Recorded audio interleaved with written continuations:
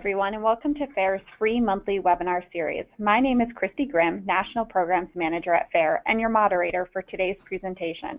Today's webinar on students with food allergies and disabilities laws, high school to college, will present on the important topic of understanding food allergy as a disability under the law, as well as the protections and processes covered under Section 504 and ADA in the post-secondary education settings. A little bit of housekeeping before we get started. This presentation will be recorded and posted on the FAIR website in about 7 to 10 days. Please note that for maintaining a quality recording, all attendees will be muted throughout the webinar. I also want to note that today's presentation will not cover K through 12 settings, but our speaker has presented on disabilities laws in the K through 12 settings for FAIR previously, and that presentation is recorded and available in FAIR's webinar archives. We have received a lot of great questions from our community in advance of today's webinar and have extended our normal webinar runtime from 1 hour to 90 minutes in order to respond to as many of these questions as possible. If time permits, we will also take and respond to some moderated questions for our speaker at the end of the presentation, which you may submit through the broadcast. Because attendees will be muted, we ask that you please submit these via our questions feature in your GoToWebinar panel. For those of you on Twitter, we encourage you to join us in conversation during the broadcast. You can follow along with our webinar live tweets at our handle @foodallergy or #FairWebinar. All of FAIR's resources and education programs, including our free webinars, are made possible through community support. If you'd like to make a tax-deductible gift or become a FAIR member to advance our mission efforts, you can do so at foodallergy.org/donate. Just a quick note about FAIR's college food allergy program. Jim, if you can just go to the next slide quickly. For those of you that work at a college, I wanted to point you to our website where we have some awesome free resources, including some guidelines for managing food allergies in higher education. And we also offer some free training and other resources and staff support. So if you have any interest in that, check out our website.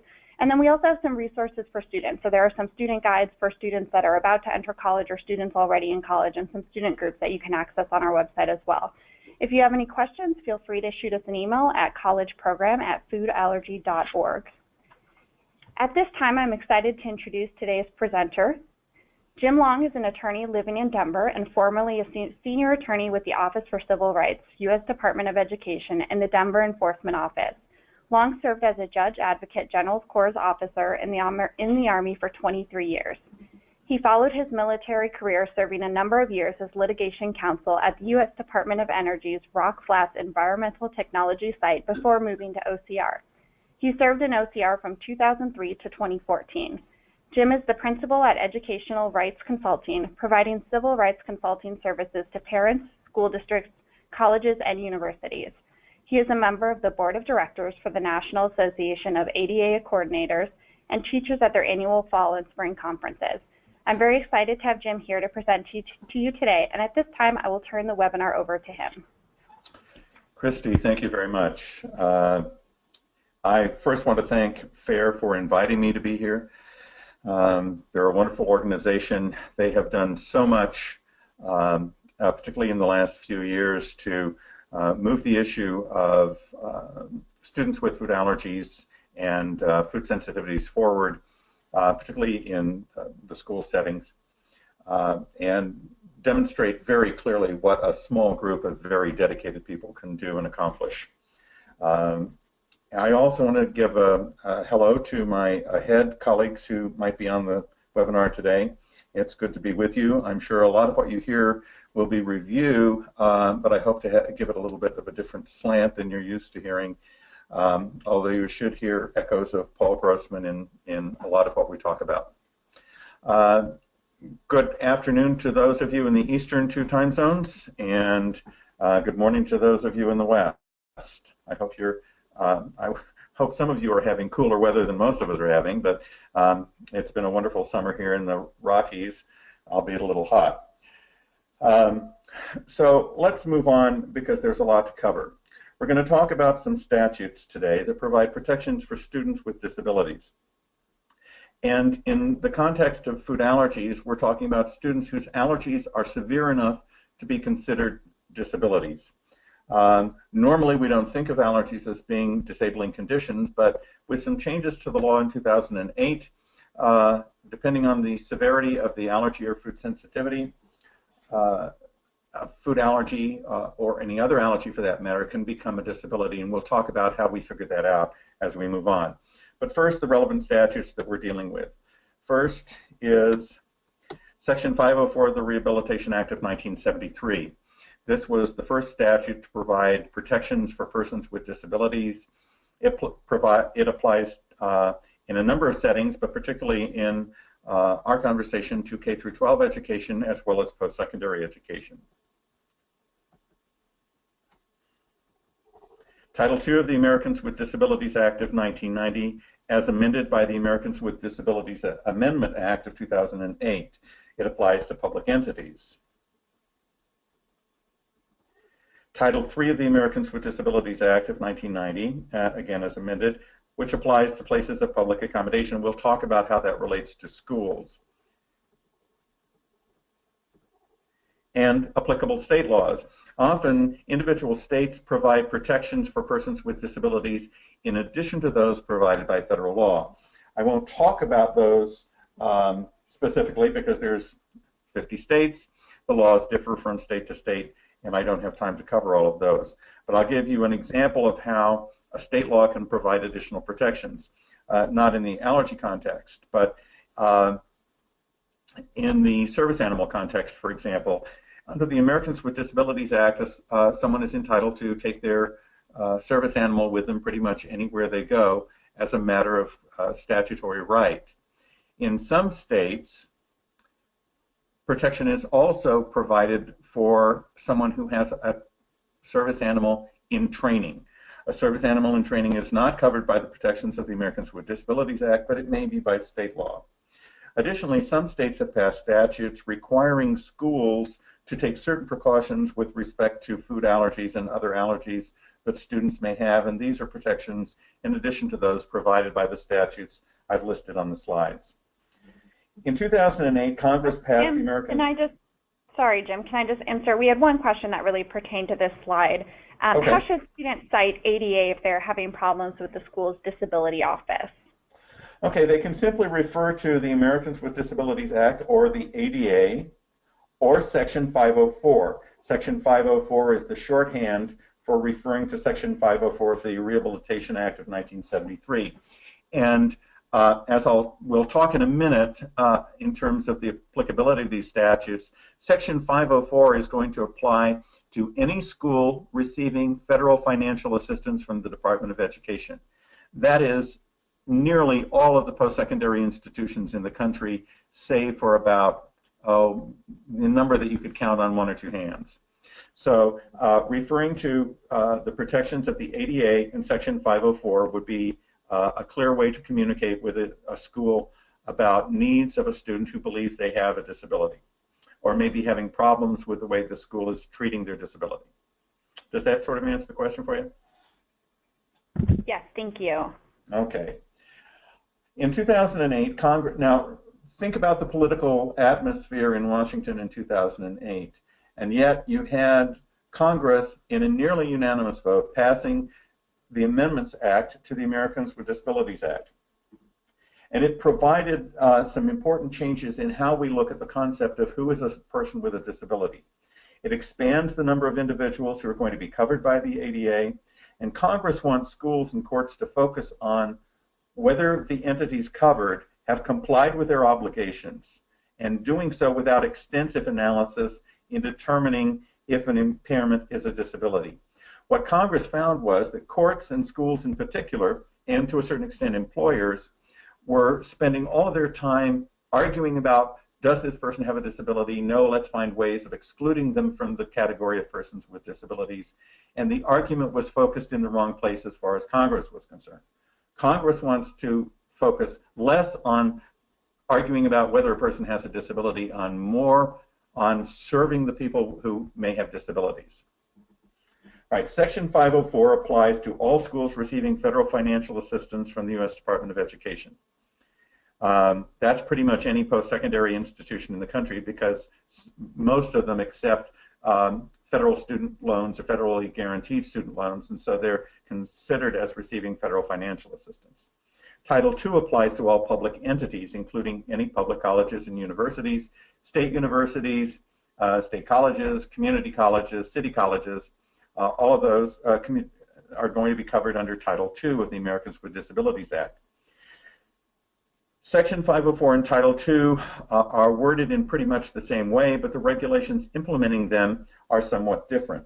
The Title II regulations cover all public entities, public courthouses, public transportation systems, government agencies, public agencies, state, city, and local public agencies. And so those regulations are worded in a fairly general sense. The Department of Education Section 504 regulations specifically address post-secondary education in Part 104 of, Title 34 of the Code of Federal Regulations, Part 104. There's a whole section that applies specifically to post-secondary education, and so is more specific in many ways than the Title II regulation that also applies to public schools. The Title III regulations are similarly more general, but they would apply to places of public accommodation like private schools. So private schools will be likely covered under Title III as well as Section 504. Public schools are covered under Title II as well as Section 504. As I go on, I may refer to colleges, I may refer to universities. I'm talking about all post-secondary institutions, four-year degree-granting institutions, two-year community colleges, and vocational education schools. Those are covered under the 504 regulations too. Okay, Section 504 applies to recipients of federal financial assistance. Title II of the Americans with Disabilities Act applies to public entities, and both statutes provide that qualified individuals with a disability may not on the basis of disability be excluded from participation in, denied the benefits of, or otherwise subjected to discrimination in the programs of the institution. So that's the general principles under Section 504 and Title II. Title III has slightly different language. No individual shall be discriminated against on the basis of disability in the full and equal enjoyment of the goods, services, facilities, privileges, advantages, or accommodations of any place of public accommodation. And even though we may call them private schools, private universities, or private colleges, they're considered places of public accommodation because any member of the public can apply and matriculate to such institutions. Okay, so who is a qualified student with a disability? Because we're not talking about just any student with a disability. This is a student who has a physical or mental impairment which substantially limits one or more major life activities. That's the definition of a disability. Has a record of such impairment or is regarded as having such an impairment. Okay, and Jim, we did get a question on this topic as well about whether eosinophilic esophagitis would also qualify as a disability in addition to other food allergies and celiac disease. Okay, what I typically would write on the board at this point is the only equation that I'm qualified to discuss because I was not a Sterling Math student. I would write on the board, diagnosis does not equal disability. And I do that for a very important reason. A lot of times people assume that a particular diagnosis qualifies as a disability. By and large, that is not the case. A disability is a physical or mental impairment which substantially limits one or more major life activities. A diagnosis is a medical label that may describe an impairment or may describe something else that is used to determine procedures, treatments, and a number of other things. But you'll notice in the definition of disability, diagnosis doesn't pop up. It's more important to focus on the impairment and the extent of the impairment, physical or mental, and determine whether it substantially limits one or more major life activities, or as was clarified by Congress in the ADA Amendments Act, major bodily functions. Those are considered along with major life activities. So it's not necessarily helpful to talk about a diagnosis, but rather to focus on the impairment and the extent of the impairment. Because in determining what kind of services a student with a disability needs, the school needs to focus on the impairment, what kind of limitations are created by the impairment, and how best to address those. That can't be done with just trying to address, sort of in the abstract, a diagnostic term. Now, there are some diagnoses that obviously would equate to disabilities. A student who's totally blind, for example, we could say they suffer from total blindness. Well, that's a disability. But for the most part, it's better to focus on a physical and mental impairment and the extent of that impairment. Now, with respect to the first bullet here, that's the typical definition that we're dealing with of a disability. The second two bullets have to do with the way someone is treated. And it protects people who are discriminated against because they have a record of an impairment, but they may not have a current impairment. Or they are regarded as having such an impairment when in fact they don't have an impairment. So you can't discriminate against someone because you believe they have a disability even when they don't have a disability. Now, under the first bullet, a person with a disability would be entitled to certain accommodations or what we're going to call academic adjustments.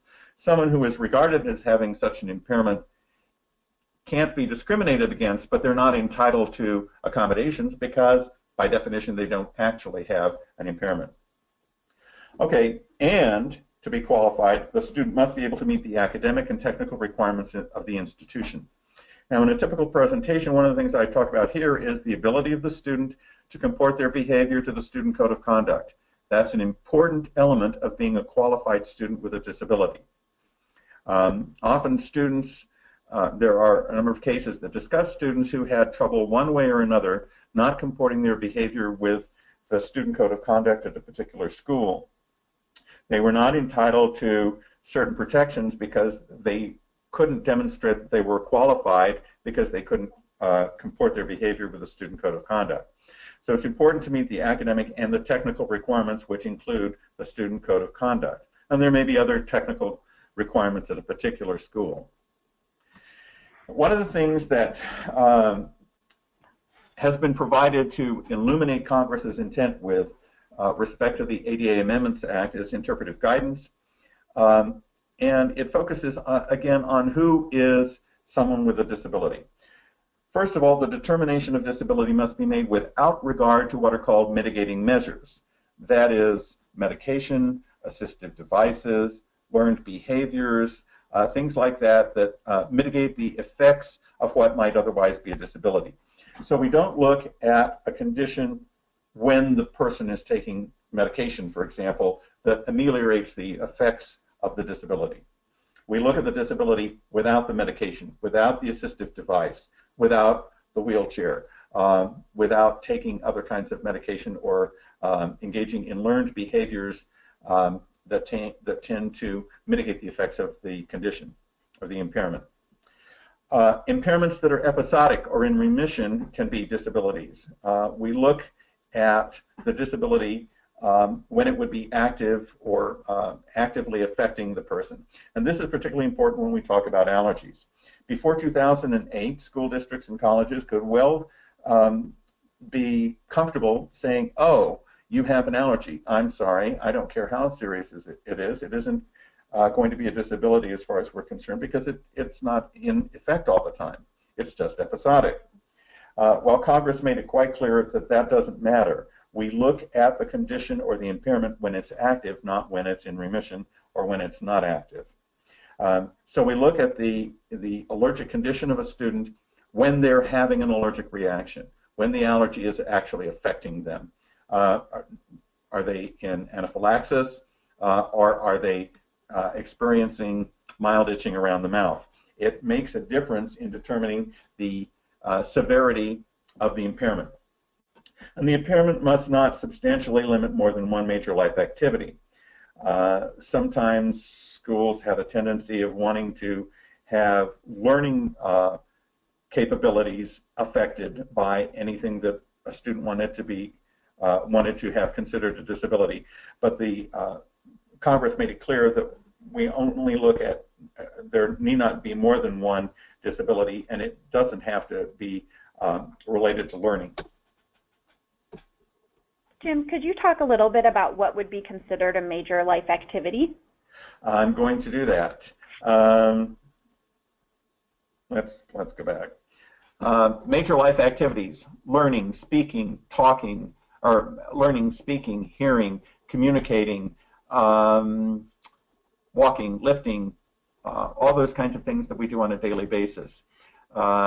In the educational context, particularly learning, communicating, speaking, listening, comprehending, all those are major bodily activities, or major life activities. Major bodily functions relate to the bodily systems. Are we talking about an impairment of the circulatory system, the muscular skeletal system, the breathing system, the hepatic system, the body's immune system? All of those are considered major life activities, and so an impairment that is substantially limiting one of those activities would be considered a disability. All right, basic principles for Section 504. One of the things that is required for a student to obtain services or enjoy the protections of Section 504 is for the student to engage in an interactive process with a school to determine appropriate academic adjustments and auxiliary aids and services.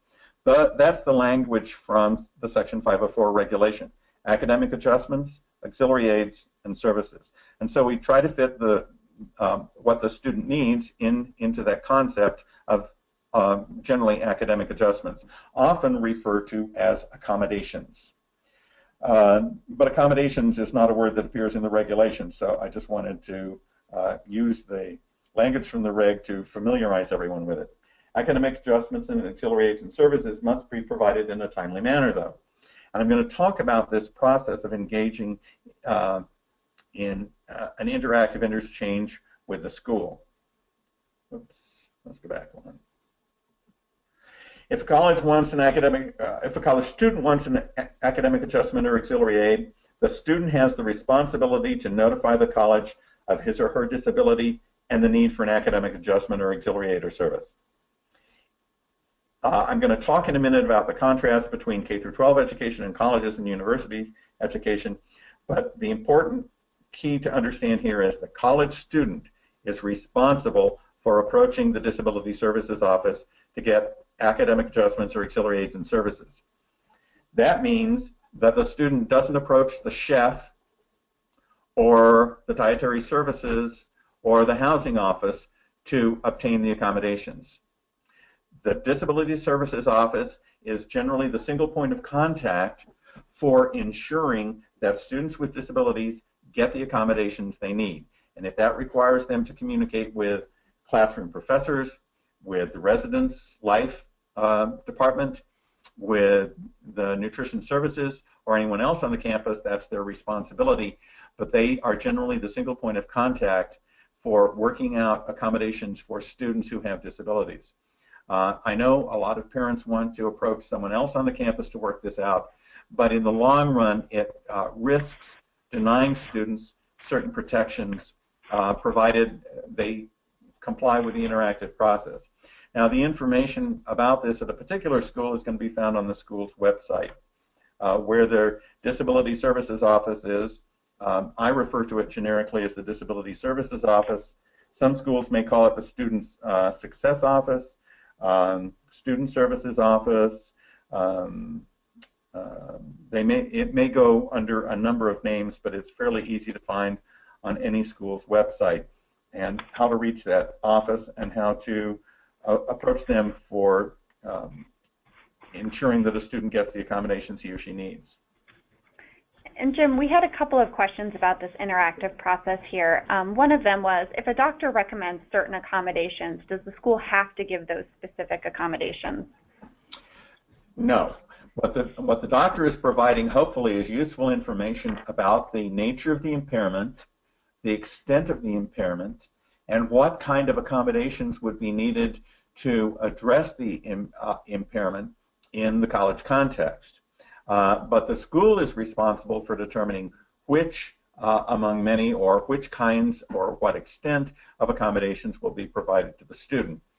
The more descriptive and accurate the doctor's information is, the more helpful it can be. But often, particularly in some areas, doctors may not be familiar with how things work on a particular campus, and their recommendations are just that, they're recommendations, and they vary in the extent to which they're useful to working out actual accommodations on the ground for the student. Sometimes in the K through 12 context, they carry more weight because the doctors are more familiar with the 504 process, but there's no particular obligation on the part of the school to follow exactly what the medical professional recommends. Does that sort of cover it? You said you had another question, I think? Great, thank you. And then as a follow-up to that, how should students handle it if they are offered an accommodation that they feel does not work for them? Well, one of the things that's the purpose of the interactive process. They need to express their concerns to the school. The school may have an extensive experience in providing accommodations for the kind of disability they're talking about. So the school may actually know better what works for students with a particular disability. At the same time, the school has to recognize this student is unique, and every accommodation must be determined on the facts related to an individual student, and each individual student must have an individualized determination of what kind of accommodations are going to work for him or her. So that interactive process is critical to making the whole system work for each student based on their individual needs. And the student should express their understanding of what has worked in the past, what has not worked in the past, but understanding that in the college context, a lot of things have changed for that student, so it's an entirely new world. For example, a student with severe allergies to one of the big 8 allergens has not lived in a dormitory before, probably. They may have been to, there may be a few students who have been to boarding school or something like that, but for the most part, students are going to go to an entirely new experience of living in a dormitory with other students. And they may be used to a classroom that's peanut and tree nut free, a cafeteria that's peanut and tree nut free, activities where the PTA and the school ensure that nut products are not available or used at those kinds of functions. But at the university, it's impossible to make a university nut-free or peanut-free. So the university is responsible for ensuring that there are ways for the student to work into this new environment and be protected and have the accommodations and services that he or she needs. So the student is knowledgeable about what's worked and what hasn't in the past. The school is knowledgeable about what has worked in the context of the school and what they're capable of providing.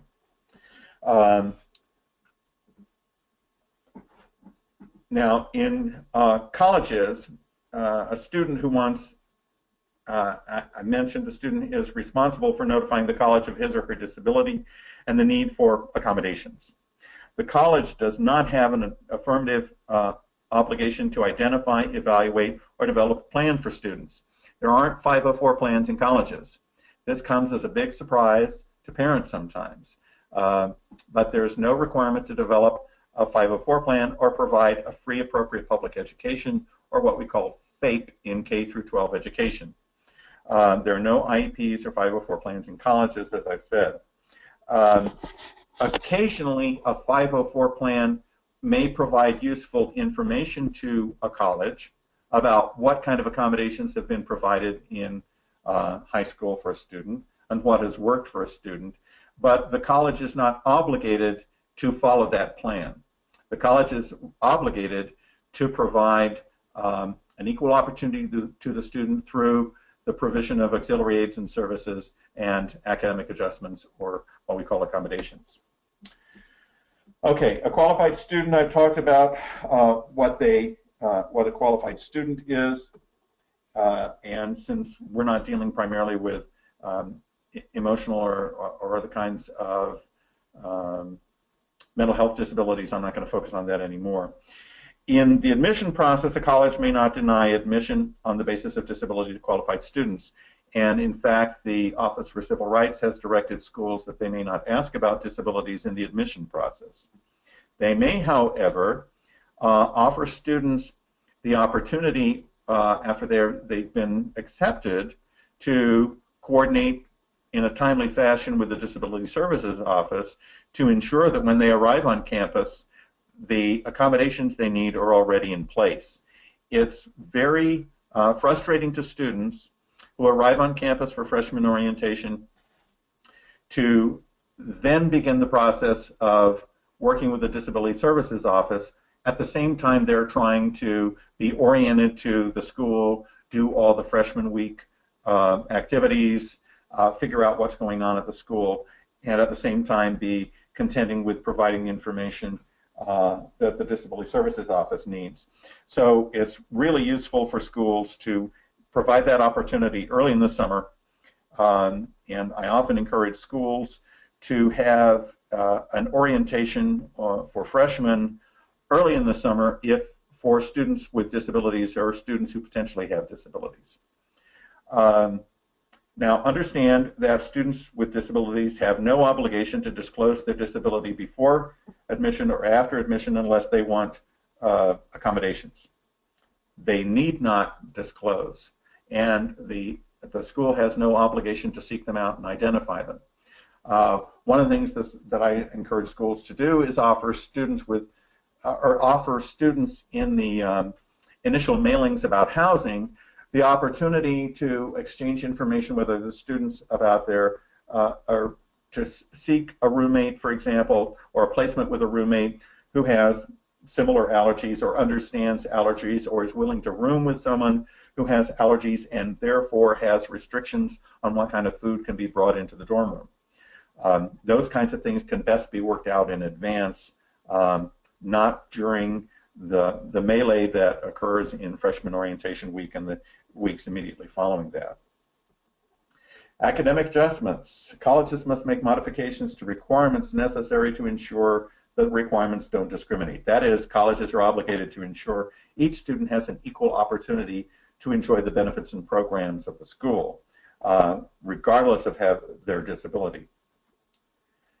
Examples of possible modifications that we typically look at are classroom kinds of or classroom-focused kinds of things, like the way courses are taught and the kinds of services that are provided in the classroom.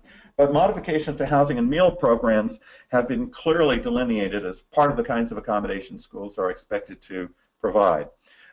Many of you who are students with severe allergies or parents of students with severe allergies will be aware of the case of United States against Lesley University. This was actually a Title III case. Lesley University is a private university. The Department of Justice brought this action under Title III of the Americans with Disabilities Act because they found that Lesley University was discriminating against students with celiac disease, which is, and to a certain extent, other students with severe allergies, because they had a food services program that they required students to participate in.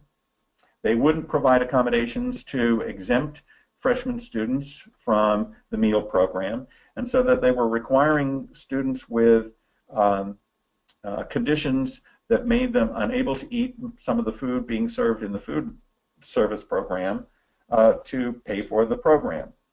The settlement in that case sort of outlines the kinds of services that the Department of Justice would expect any school to provide students with something like celiac disease or severe allergy.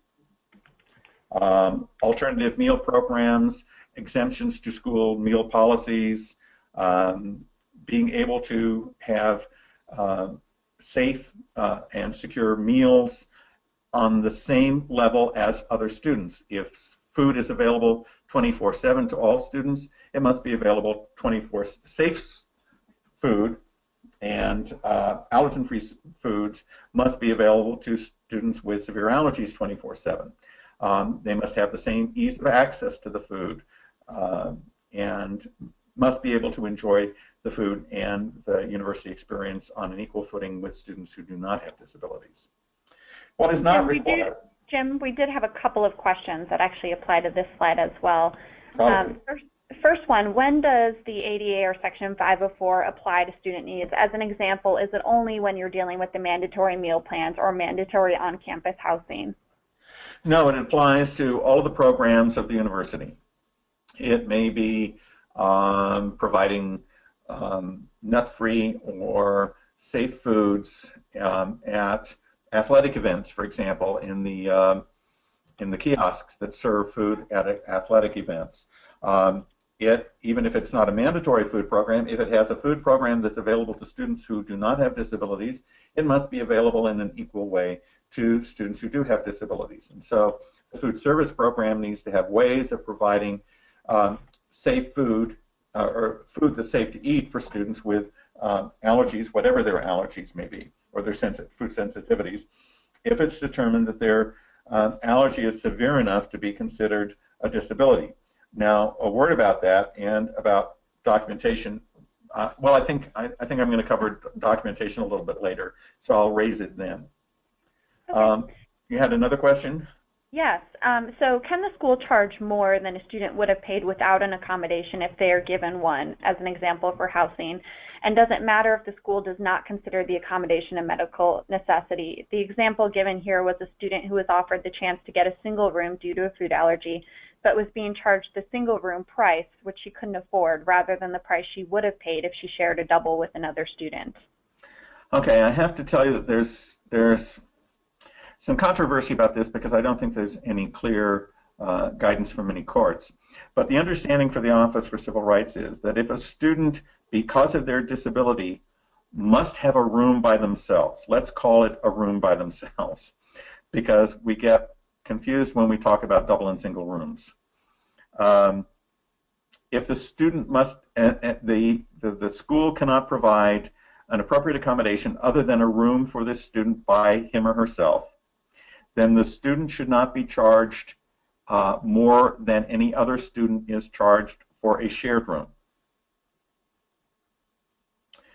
There are some folks in the field who feel that no, if the student gets a room by themselves that would normally be a room for two students, then they should pay the increased amount for what would be considered a single room. Now, if the room is always a single room and it's not the kind of room that two students would occupy, it's a single room and it's being offered as an exemption or exception to policy for a student who wants a single room rather than a shared room, then I think it would be appropriate for the school to charge the usual rate for a single room. That is a room that only accommodates one student, but it might be bigger or provide a little bit more room than the typical shared room. I hope that answers the question a little bit. Understanding that there is some confusion in the minds of some people, although I think OCR is quite clear on this. Great, thank you. All right, let's go on. The college is not required to provide auxiliary aids or services, that is accommodations, that it can demonstrate would result in, first of all, a fundamental alteration in the nature of its program, or create an undue financial or administrative burden.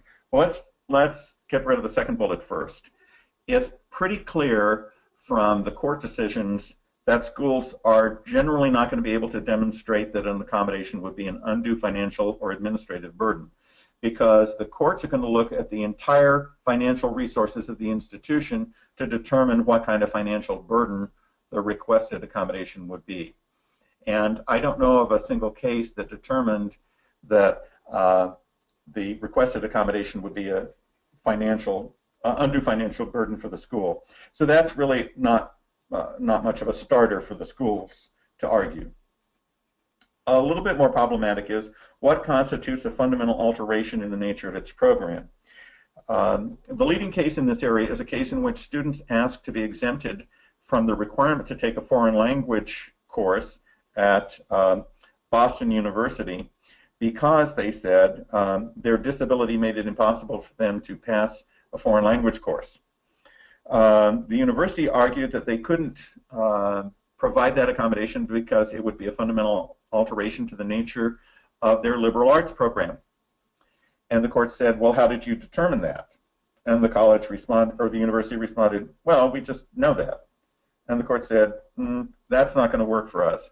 You're going to have to do something a little bit more in the way of investigating and demonstrating what the nature of your program is and why the requested accommodation would be a fundamental alteration. And so it sent the school back to develop a process for determining what is a fundamental element of any part of its academic program. And most of the cases have focused on requested accommodations that would require changes in some sort or some aspect of an academic program. The issue doesn't rise very much in the area of allergies because providing accommodations are in the field of disabilities related to allergies isn't likely to cause a fundamental alteration to the program, although some food services organizations, I think in the early years, tried to argue that we just can't provide the kinds of food services that students with severe allergies need, but I think they found they can do that. And I will notice that a lot of the major food contractors, I understand that a lot of schools contract out their food services, but a lot of the major food contractors have come a long way in finding ways of providing safe, uncontaminated, allergen-free foods for students in post-secondary education, and they're doing quite a good job at many campuses. This is one of the things, though, that students need to investigate when they go on a campus visit. What kinds of accommodations are provided for students with severe allergies? I know one university, for example, that is a larger university, so they have a number of food service outlets on the campus, and they have one cafe that is guaranteed to be gluten-free. So anyone with celiac disease or gluten intolerance can go to that cafe and know that they can eat anything there safely.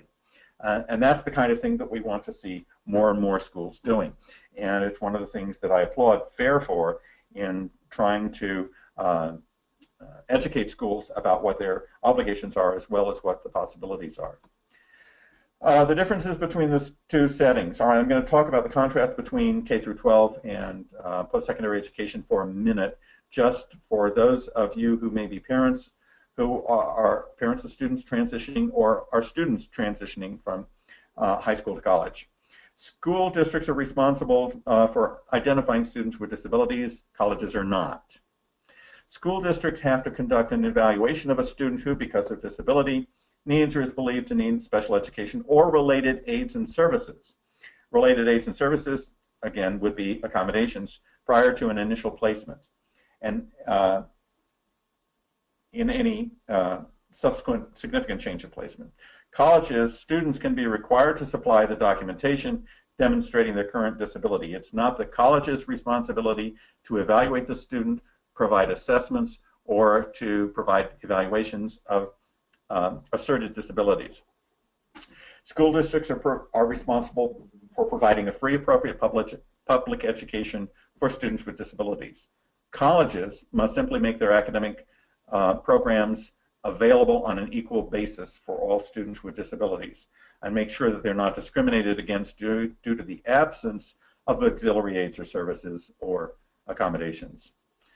Parents of high school students who disagree with the school's actions are entitled to a due process procedure with which many parents may be familiar.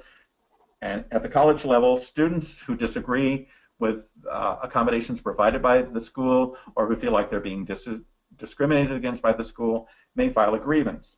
And I'm going to talk about grievance procedures a little bit toward the end of the presentation. I'd like to go back a minute and ask if anyone has any questions about the transition from high school to college. Are there any particular questions in that area, Christy? I don't think we've seen any specific to the transition between high school and college. Oh, that's something. Okay. Right now. If you have questions that are specific for high school to college, just send them along and we'll try to address them. Okay. We'll work them in. We're doing fairly well time-wise. Okay. Okay, we're already at grievance procedures then. If a student believes he or she is being discriminated against or that the student is not getting the accommodations they feel like they should in order to have an equal opportunity to enjoy the programs and benefits being offered by the school, they may file a grievance. Every school is required by Section 504 and by the Americans with Disabilities Act to have a coordinator, a 504 or ADA coordinator, and to have grievance procedures, or what the school may call a complaint procedure. It must be specifically designed to address complaints about discrimination under Section 504 and the Americans with Disabilities Act. It must, the notice of the grievance procedures must be published and must explain to a student who the coordinator is and where to file a grievance if they have a grievance. So all the schools must have a grievance procedure and a coordinator responsible for coordinating the school's compliance with Section 504 in the Americans with Disabilities Act. The grievance procedure must provide fundamental due process and must provide written results to the student who files the grievance. Now, I have to caution students here that it's not enough just to complain to someone. If the school has a grievance procedure, you must follow the procedure. And there's 3 easy rules I point out at this point. First is that there are rules about this stuff. There are fairly complicated rules in some cases if you want to read all the 504 regulations or all the Title II or Title III regulations. But the rules are your friends. Become familiar with them, particularly become familiar with the school's procedures and their published process. And then follow the rules. You won't go wrong if you follow the rules, and the school won't go wrong if you follow the rules. It's where you try to avoid the process. For example, seeking accommodations from the resident advisor on your floor, seeking accommodations from a professor, seeking accommodation from the nutritionist who works in the food services department. Those are generally not going to lead to good results because the Disability Services Office is responsible for coordinating accommodations in the classroom, in the residence halls, in the food service program.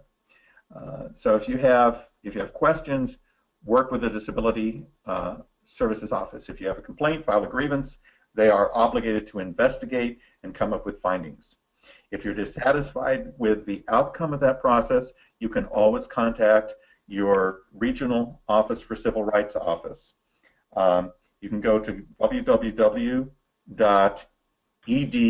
for Education Department.gov/OCR, and that website will tell you how to get help, how to call for technical assistance, or how to file a complaint against the institution.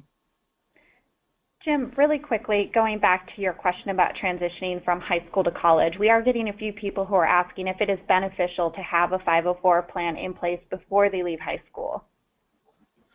Well, I think it's important to have a 504 in place before you leave high school for the sake of having a good experience and having appropriate treatment while you're in high school. It's not necessary, though, to get the accommodations you need when you go to college. But what it may do is provide some documentation of at least the school district's recognition of your disability and the kinds of accommodations the school provided. Unfortunately, the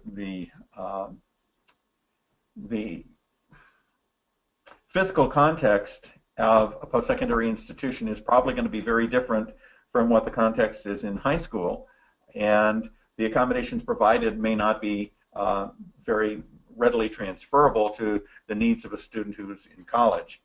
So I think that a 504 plan is of limited utility for a student who has allergies that are severe enough to be considered disabilities. They're probably more useful to a student who has severe learning or emotional disabilities because they will document the nature of the disability quite robustly and the kinds of accommodations that work in the classroom, which may be more relevant for those kinds of disabilities for the student transitioning to college. So I'm not saying that it's not useful or not necessary. I'm saying it may be of limited utility for the student who has severe allergies, and that's what they're seeking accommodations for in college. So how can students, parents, and schools best work together for a smooth transition? Like I said, the rules are your friends, follow the rules. Colleges have policies and procedures for disabled student services, or what we call the DSO, the Disability Services Office.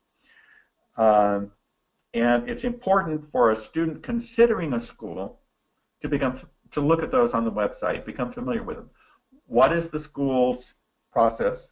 What are their documentation requirements? What are they going to be looking for from your doctor, so that you know that well before you depart for school, and you can provide that to the school before you even leave home. It's the student's responsibility to follow the procedures. The college is not responsible for ferreting out the students and imposing, if you will, accommodations on them.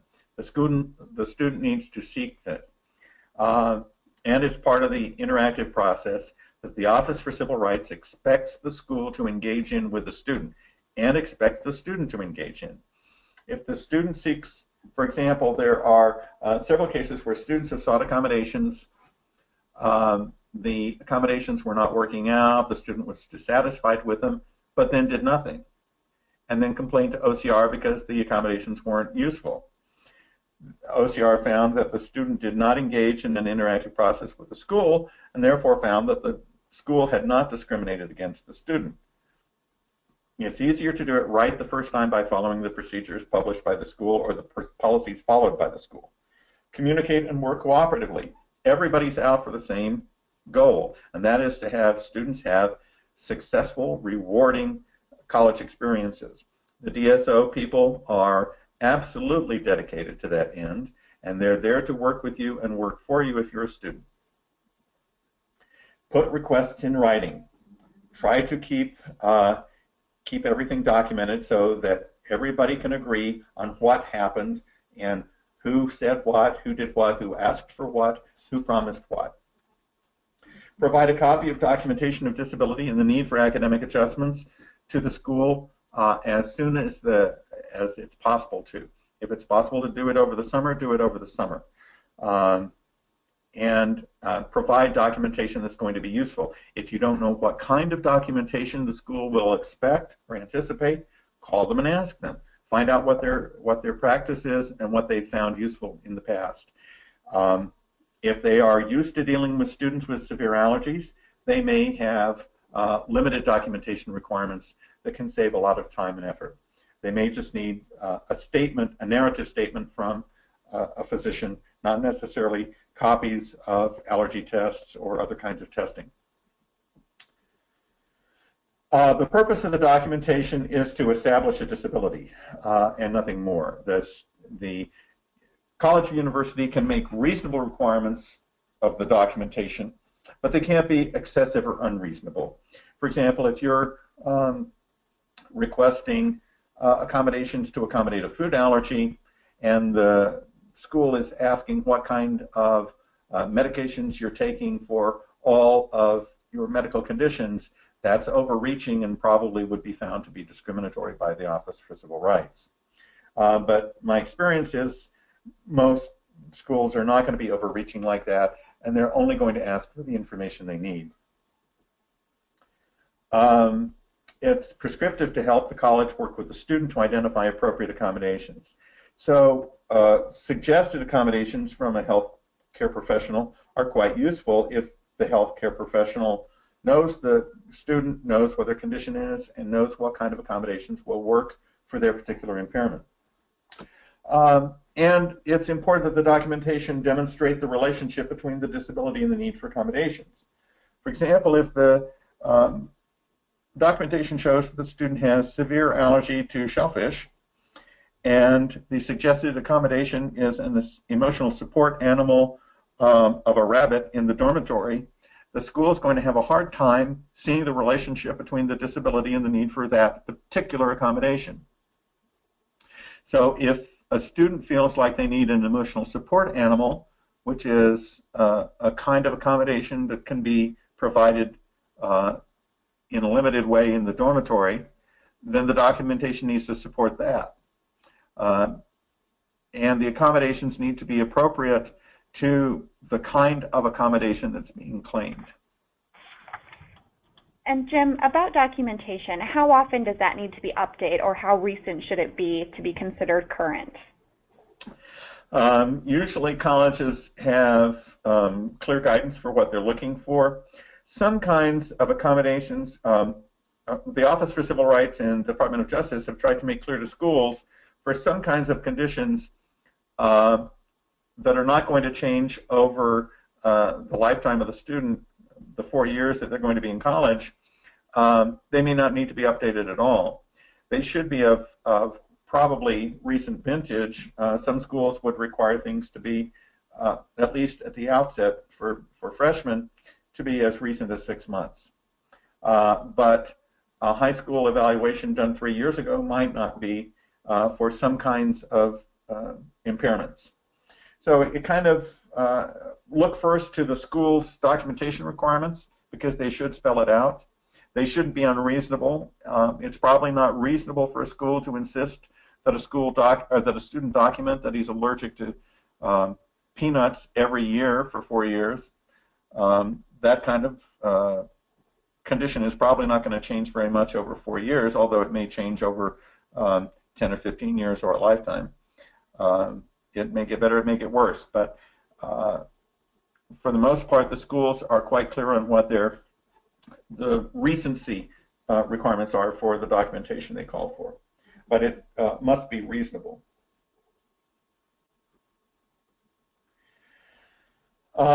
Any assessments must be at the student's expense, although some schools have the ability to conduct assessments in some of their departments or their school-related health institutions, and we encourage them to make those assessments available to students where they can, or at reduced cost to students where they can, or refer students to local community resources that may be less expensive if they can.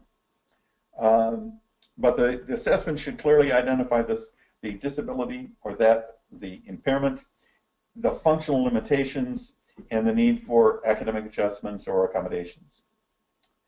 The documentation should be submitted in time for the college to respond to requests. So as I said, do it early to allow accommodations to be in place by the time school starts. This is particularly important with some other kinds of disabilities, like the need for brailled or electronic texts or alternate format texts, because it takes schools a while to produce those, and so it's important for students with disabilities to communicate early on with the school disability services office. The college may set reasonable standards for documentation and generally may specify how much documentation is needed. That's what we've been talking about. They can't be unreasonable or burdensome. If a student is concerned with how burdensome it is, it's all right to talk to the disability service office and say, hey, I think that's unreasonable. Or, you know, I provided that last semester, I don't need to provide it again. I think you're being unreasonable or overreaching. And schools would have to consider that and make necessary adjustments to their procedures or their policies or practices. Again, make the request early, and because some resources may be difficult to obtain. The appropriateness of auxiliary aids or accommodations.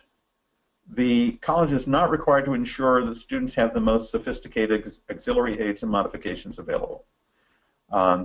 They're simply required to provide an equal opportunity. The college does not necessarily have to provide the requested service, only ensure that an appropriate service is provided. Sometimes there are a number of alternate ways of ensuring an equal opportunity for a student. For example, providing school particular kinds of allergen-free meals in a particular dining hall in lieu of the dining hall where the student would prefer to have meals served may be a reasonable alternative to what's been requested. At the same time, colleges have to be sensitive to the fact that much of what the student is there for is the college experience, and they should have the same opportunity to have a college experience as the other students there. So it's important to be careful about limiting where and when they can access accommodations.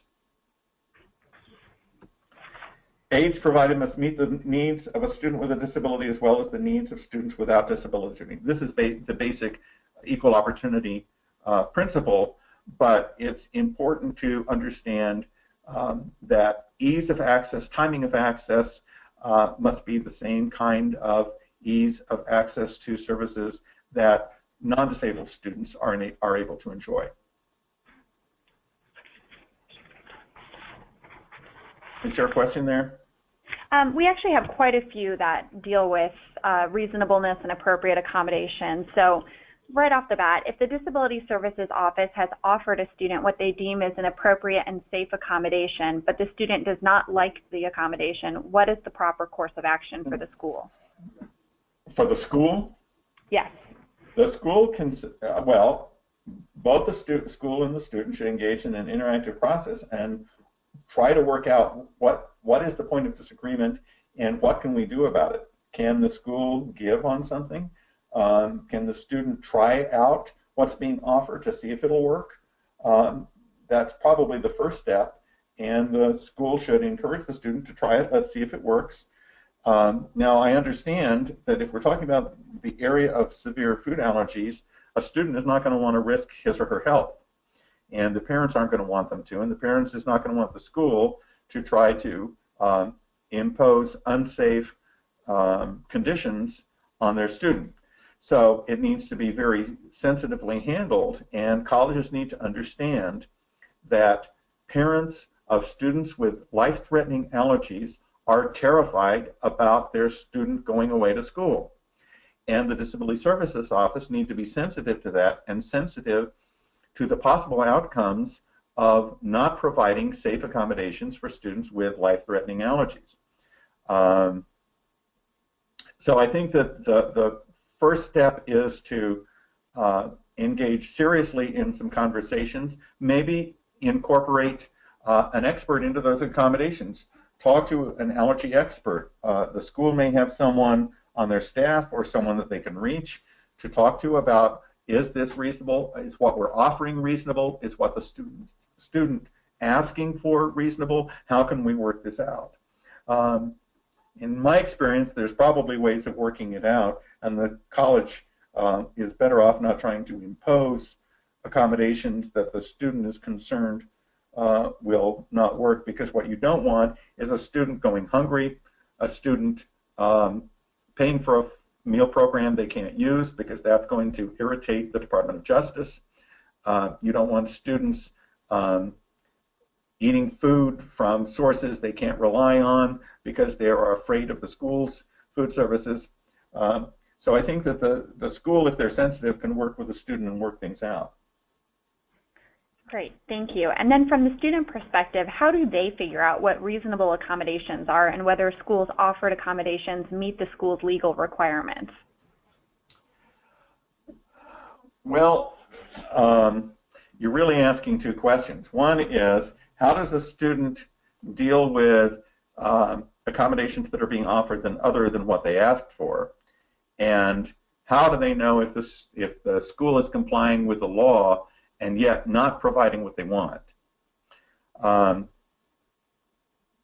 think the second part of that question I've kind of approached.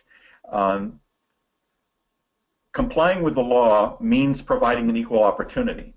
So the student needs to understand that what they're entitled to is not what they want, but what they need for an equal opportunity. And to be realistic about that and realistic about working with the school. The school needs to understand the fears, the real fears of the student and the student's parents, and find ways of ensuring that what they're offering is going to work in terms of not just giving the student equal access, but an equal opportunity at a safe college experience. Because that's one of the things that the other students, for the most part, are enjoying. They are, for the most part, not afraid to go into the cafeteria, the food cafeteria and eat anything that's being offered. Well, the student with severe or life-threatening food allergies should be able to go in and enjoy the same kind of access to nutrition without fear also. So the school needs to work with the student and try to assuage their fears while providing realistic and effective accommodations. And understand that every case is going to be different. Every student's allergies is going to behave differently. I sometimes analogize it for schools to the students with ADD or ADHD. Every student with ADD or ADHD is different, and their impairment operates differently, and what they understand about their condition is different. So every student's allergy operates differently. Their understanding of their allergy differs from student to student, and the schools understanding of allergies and how they function are more or less informed. Some schools are better informed than others, and I encourage school disability services office personnel to talk to allergy experts, talk to FAIR, read all the materials on FAIR's website that provide guidance and suggestions. And I believe that schools and students, if they're going to seriously engage in the interactive process, will come up with accommodations that will be effective, regardless of the size of the school or the size of the student body. I hope that's helpful. Yeah, and one other question. What if a parent is the only person contacting a school asking for an accommodation? Is it okay for the student to be left out of those negotiations? Well, that's a really good question, and it's a question of some currency, because we are seeing more and more with the current generation of students, parents wanting to engage in the process or engage in the process to the exclusion of the students. Understand that it is the school's obligation to serve the student, not serve the parents. And I think that it would be reasonable for a school to insist that the student at least be present for the conversations and be in the interactive process, because mom and dad are not going to be there in the classroom, in the dormitory on a day-to-day basis. And the student is. The student needs to know how to engage with the Disability Services Office, how to participate in that interactive process. If I were a Disability Services Office coordinator, I would say, we will talk to your parents, but understand that your privacy is a primary concern for us. And so you're going to have to be there for us to have a conversation with your parents about things that are confidential to you to begin with. And we would encourage you to participate in that conversation, because you're the one who has the allergy, you're the one that we have to accommodate. Our obligation flows to you, not to your parents. And parents, I think, need to understand, I am very, very aware of the fear with which parents send a student off to college who has a severe or life-threatening allergy. They are frankly terrified because of what has happened to some students historically and the problems that some students have faced. But part of the college experience is to help these students transition to a world that is not allergen-free. So the more they can learn how to cope with a world that is not allergen-free, that doesn't provide the protections that they experience maybe in K-12 education, the better off they're going to be when they get out of college. So I think that there's room to accommodate the concerns of the parents, but to have the college fulfill its obligation that runs to the student, not to the parents. I hope that's helpful. Yes, thank you. And you talked a little bit about privacy concerns in that answer, and we had a couple follow-up questions come through. Can you just talk a little bit about FERPA and what the obligations are of like a disability service office as far as confidentiality goes when they're communicating out student needs to various departments? Okay, I usually will mention FERPA fairly briefly because it's enforced by, I think it's called the Family Privacy Office at the Department of Education. It's not enforced by the Office for Civil Rights. And just just as a side note, if a student or parents have concerns about a student's privacy having been violated by a school, they can contact the Department of Education and the office that handles FERPA. All you have to do is go to www.ed.gov and put FERPA, F-E-R-P-A, in the search block, and you'll find the office that's responsible for that. But the school is responsible for protecting the privacy of their students. And with respect to the information they receive about a student's disability, that's going to be protected under FERPA because it's going to be part of their educational record. Now, I'm not going to discuss HIPAA that provides certain protections to medical records and medical information in medical records. We're talking about educational records and the protections of FERPA. The school district or the university or college is only going to share that information with people who need the information to be able to carry out their jobs. That's not necessarily professors, for example. A professor doesn't need to know what a student's disability is. The professor only needs to know what his accommodations or her accommodations are. And it's inappropriate for a professor to ask what a student's disability is. Their only responsibility is to carry out the accommodations that have been approved by the Disability Services Office. Now, it becomes a little bit more complicated if you're talking about a school providing as an accommodation that EpiPens are going to be stored somewhere in the residence hall, and resident assistants or resident associates are going to be trained on how to use an EpiPen for someone who has what appears to be an anaphylactic reaction. Then they are going to need to know, probably the RAs are going to need to know, who in the dormitory has severe allergies and might need an EpiPen to be administered to them. So they don't necessarily need to know what the allergy is, although it might be useful for them to know, and it may be to the student's benefit to be able to express what their allergy is to their roommate, to their resident assistant. They don't need to tell everybody necessarily. But a lot of students that I talk to on college campuses tell me they make sure their friends know what their allergies are, what an anaphylactic reaction looks like, where their EpiPen is, and how to administer it. Because they're likely not to go wrong by administering an EpiPen, where they may go wrong by failing to administer an EpiPen. The school's obligation is to protect the privacy of the student under FERPA, but they may need to disclose that they have a disability to some people, and in some cases may actually need to disclose the nature of the disability. For example, it may be important for them to communicate to the nutrition services people what kind of allergy a particular student has in order to get meals for that student that exclude that allergen. So it's a balance, but the school has the ability under FERPA to disclose some information if necessary for the school to carry out its responsibilities to the student. And parents need to understand that if they're going to call the school and say, what's happening with Johnny, what are his grades, I think he's getting too much homework, how's he behaving in class, they're probably not going to get a response to that if the student is over 18.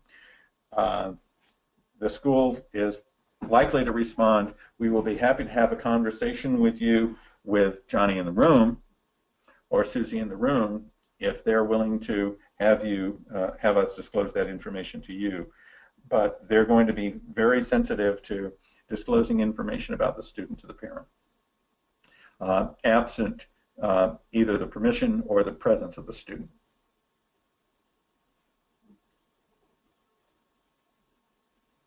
Any more questions at this point? Not for this slide. Thank you, Jim. Okay. All right. This bullet relates more to classroom kinds of accommodations.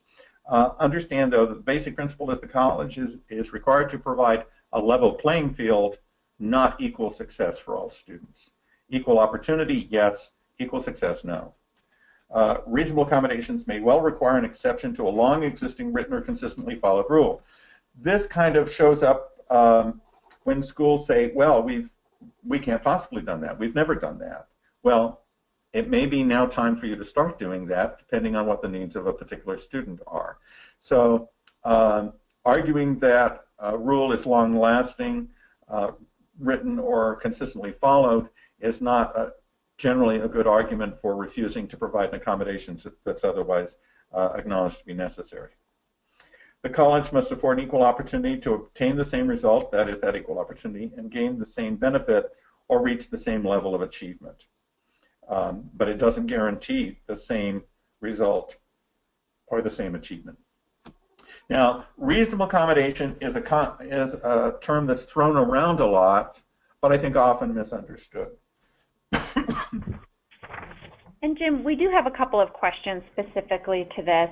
So one thing, and when you're talking about equal access, is it okay for a school to provide access in one dining location if they have multiple on their campus?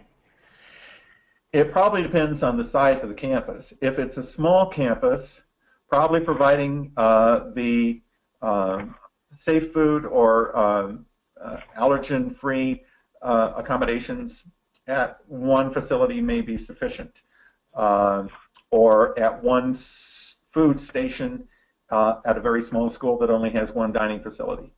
A larger campus, though, I think it's I analogize it to parking spaces for persons with disabilities. We need to have a certain number of them available in all of the parking lots at a school. If a school has a few parking lots, maybe we don't need too many of them, or a few parking places, but the more parking lots you have, the more you need to be able to accommodate persons with disabilities. The more food service facilities you have, the more variety you need to provide for the students who have allergies that are severe enough to be considered disabilities. And so another question about what would a reasonable accommodation. Yes. Christy, can I ask you to pause for just 1 second while I get another bottle of water? I'll be right back. Sure, sure.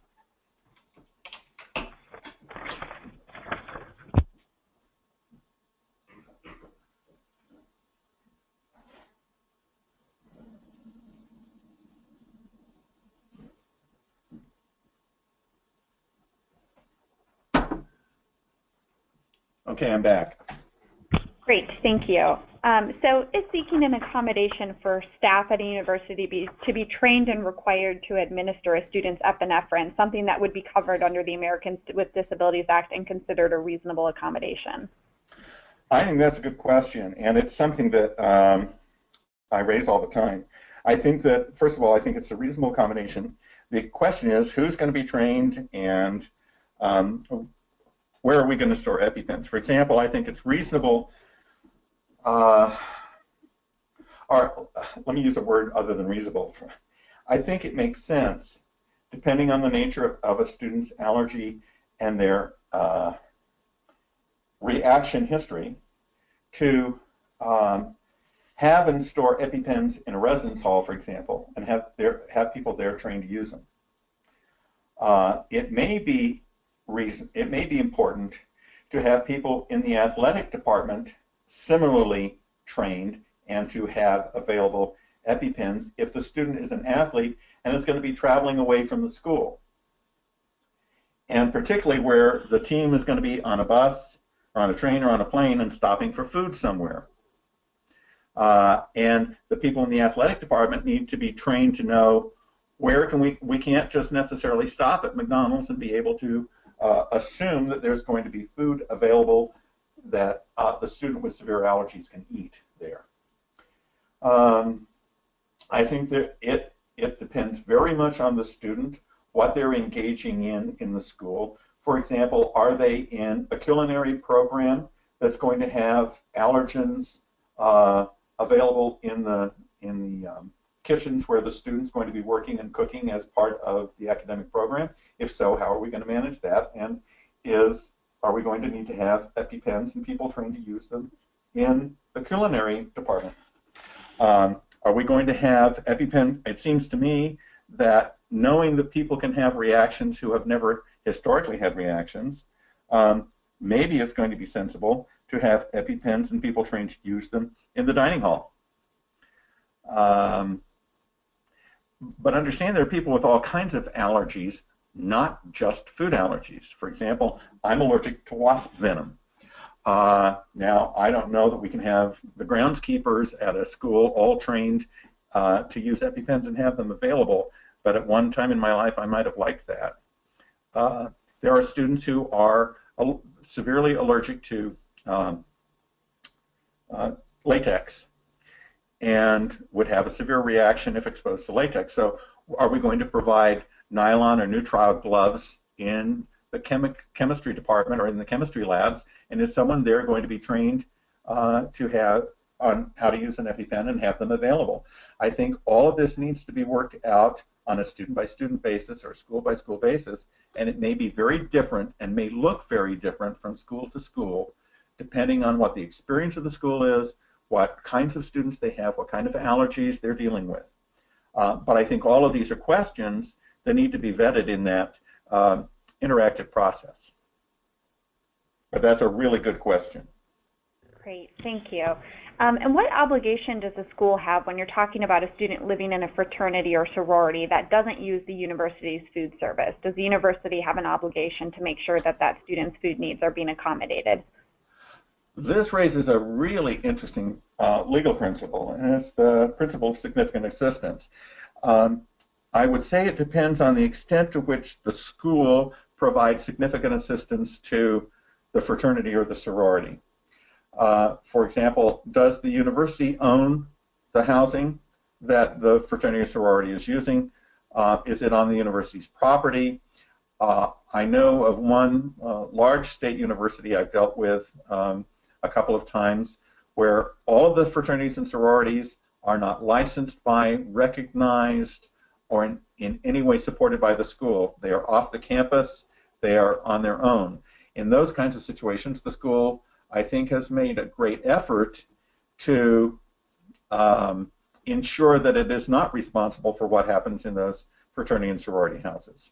I think in some ways it may be difficult for it to shake some of that responsibility, for example, with respect to Title IX issues. But what OCR is going to look at, or the Department of Justice is going to look at under the regulations, is whether the school provides significant assistance. Does it provide property? Does it provide facilities? Does it provide electricity and telephone services? Does it provide internet services to the fraternity or sorority? Because if it does provide what is determined to be on a case-by-case factual basis significant assistance, it is responsible for ensuring that the fraternity or sorority does not discriminate against students with disabilities. But that's a good question. Great, thank you. And it's going to vary a lot from campus to campus, depending on the legal relationship between and the factual relationship between the school and the fraternities and sororities. Okay, go ahead. Thank you. And one final question about the reasonable accommodations. How should a student respond if they are promised an accommodation, but the university actually fails to deliver it once they're on campus? They need to immediately go to the Disability Services office and say, I'm not getting the promised accommodation. It needs to be fixed right away. And the Disability Services office is obligated to make sure the student gets the accommodations that have been approved. It's really pretty simple, but sometimes this is part of the student's responsibility in that interactive relationship to keep the Disability Services office informed. And it's really good to let them know when they are getting the accommodations and whether they're working effectively. To keep in that relationship and keep it going and keep it alive. Okay, let's talk about what is a reasonable accommodation. This is a term that's thrown around a lot and often misunderstood, particularly by faculty members, because when the faculty is told that you must allow this student, for example, to have double time on tests, the faculty member may respond, well, that's not reasonable. That's not a reasonable accommodation. Well, that's not what reasonable accommodation means. The faculty member means, this doesn't sound sensible to me. That's all he means, or she. What reasonable means is that it's necessary to ensure equal participation in the program or best ensure valid test examination results with respect to testing entities, but we're not talking about those. So we're talking about the necessity to provide equal participation in the school's programs, unless the accommodation would cause a fundamental alteration or lowering of academic standards, or an undue burden, or a direct threat to the health and safety of others. Then they need not provide it. Reasonable does not mean reasonable in the eyes of the average faculty member or what seems to be fair to other students. That is what's important to understand here. The school is required to provide a range of services, different services for different disabilities, and different services depending on the severity of a particular disability. Different services depending on the nature and extent of the disability. A school cannot discriminate against students on the basis of disability or on the basis of the severity of a disability. Different services for different academic programs and for the non-academic or auxiliary programs, like the athletic program, for example. Pardon me. Effectiveness is measured by equal ease and availability of access, not by what someone thinks is reasonable or appropriate. And I realize I've stressed the interactive process a lot, but OCR finds it very critical in resolving a lot of its complaints it receives. The communication between the college and the student with a disability is essential. At the beginning, to ensure appropriate academic adjustments are put in place. And so that first meeting with the Office for Disability Services or the Student Success Office may be a long meeting. The Disability Services people may not have dealt with this disability before. They may not have dealt with this allergy before. They may need to know a lot about what's worked in the past and what hasn't worked in the past. They know their campus, but they don't know the student yet. So they need to know the student as well as they know the campus to be able to make them fit together in a nice, effective, and legally compliant way. And throughout the student's college career, to alert the college if there are problems and to make appropriate changes, to make those adjustments quickly so that the student is not going to have his or her college career interrupted, particularly on a repetitive basis. Because appropriate accommodations are not being provided or ensured. Okay, a couple of final thoughts. Students with disabilities must be given an equal opportunity. It's all about equal opportunity. The law ensures equal opportunity. It doesn't ensure success. So a lot of this is going to depend on the effort of the student. I've provided some links to resources. I think the best resources are those provided by FAIR. I think their work is remarkable, particularly in the last several years. They've gone a long way with coordinating both with the allergy community and with the CDC and other organizations, and I think that they've taken their work a long way. For technical assistance, you can contact your OCR office. You can look that up on the internet. And find the regional. There are 12 regional offices for OCR. There is one serving your state, and you can find that at there's the contact us link on the website, and contact FAIR, or talk to your school's disability services office. They are great people. They're well educated. They're well trained.